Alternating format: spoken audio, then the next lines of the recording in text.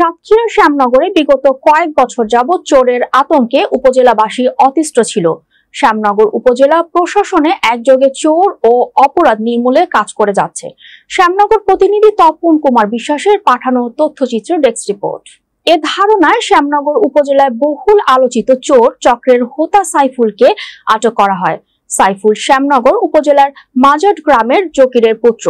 শ্যামনগর উপজেলা বিভিন্ন মসজিদ, মন্দির সহ অনেক জায়গা চুরি করেছে এমন অভিযোগ রয়েছে সাইফুলের। গতকাল ৯ সেপ্টেম্বর মঙ্গলবার সাইফুলের বাড়ি হতে আটক করা হয়। আমি এই শ্যামনগর থানায় 10 মাস অতিক্রম করাকালীন সময়ে ক্রাইম এগেইনস্ট প্রপার্টি যেগুলো মামলা হয়েছে, মামলার অধিকাংশ মামলা ডিটেক্ট হয়েছে এবং মালামাল উদ্ধার সহ আসামি গ্রেপ্তার করা হয়েছে। এছাড়া একাধিক মাদকের মামলা, মাদকের বড় চালান সহ মাদকের মামলা নেওয়া হয়েছে। ক্রাইম এগেইনস্ট প্রপার্টির যেমন চুরি, ডাকাতি, দস্যুতা এ ধরনের কোনো ঘটনা, তেমন কোনো বড় ধরনের ঘটনা ঘটে নাই।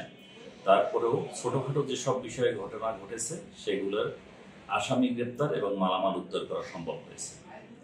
এবং পরবর্তীতেও যাতে এই ধরনের চুরি, ডাকাতি, দস্যুতার কোনো ঘটনা না ঘটে সেজন্য এলাকায় পাহারার ব্যবস্থা করা হয়েছে এবং থানা পুলিশ তৎপর আছে বিষয়ে।